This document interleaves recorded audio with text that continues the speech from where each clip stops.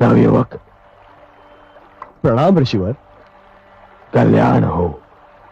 युवक, मुझे मेरा नाम श्रवण है, श्रवण कुमार। सुंदर है श्रवण, मुझे प्यास लगी है।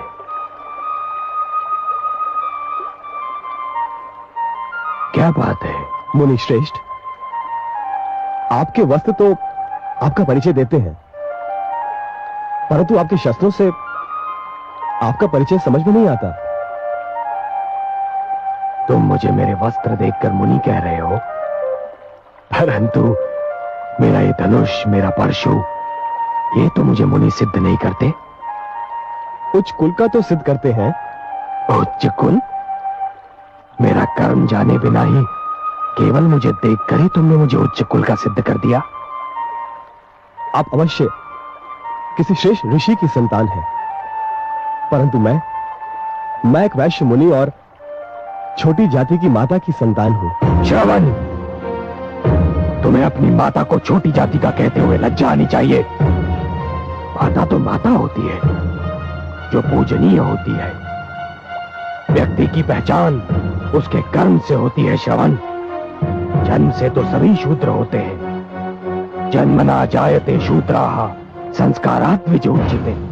क्षमा करें, मैं तो आपका विचार करके कह रहा था। मेरे हाथों से जल लेकर। श्रवण, वायु हर श्रेणी के व्यक्ति को छू कर आती है, और हर श्रेणी के लोग उसी वायु से अपनी श्वास भर लेते हैं, शीतलता प्राप्त करते हैं। सूर्य की किरणें भी सभी के लिए समान होती हैं। श्रवण, मेरा अर्थ समझ रहे हो ना? लाओ, मुझे जल दो, मैं बहुत प्यासा हूं।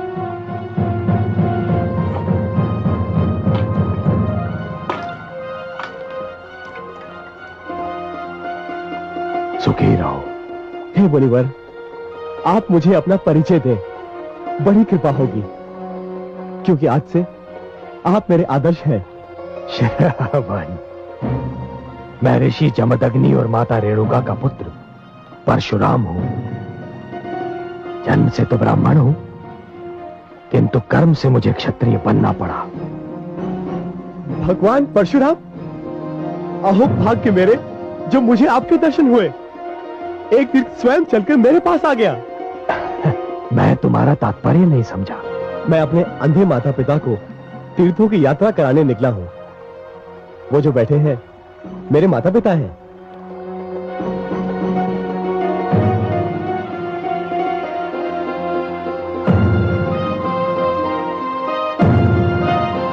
परंतु मुझे वहां कोई रथ या अन्य वाहन दिखाई नहीं दे रहा। श्रवण, जिसमें मैं बहुत साधारण व्यक्ति हूं।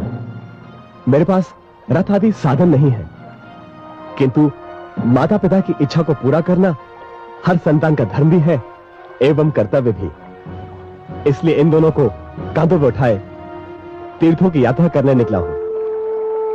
श्रवण कुमार, तुम धन्य हो, तुम धन्य हो।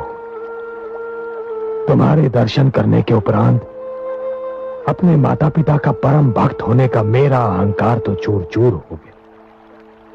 मुझे अपने चरण स्पर्श कर। नहीं नहीं नहीं नहीं, आप मुझे आपका भागी ना बनाए। आपका यश तो पूरे संसार में सूर्य किरण की भांति फैल चुका है।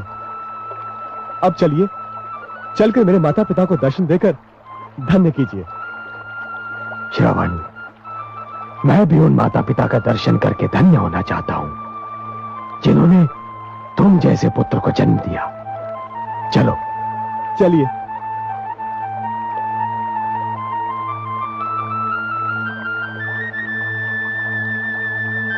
माता पिताश्री, भगवान परशुराम पधारे हैं। हमारे धन्यवाद। हे भगवान परशुराम, हमें अपने चरण छूने दीजिए। नहीं माता, चरण स्पर्श तो मुझे आपके करने चाहिए।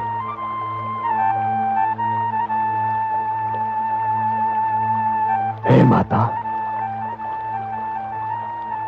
मैं आपके पुत्र से मिलकर धन्य हो गया। आपके स्पर्श मात्र से हमें मोक्ष मिल गया। नहीं माता, आपके दर्शनों से मुझे संन्यास प्राप्त हो गया।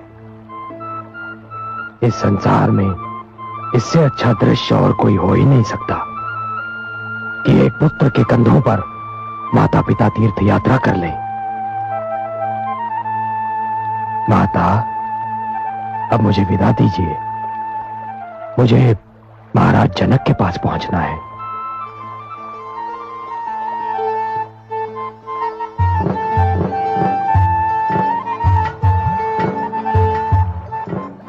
श्रवण,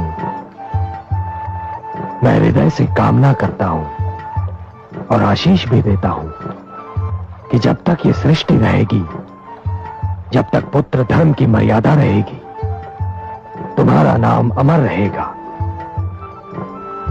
आयुष्मान भव, आयुष्मान भव।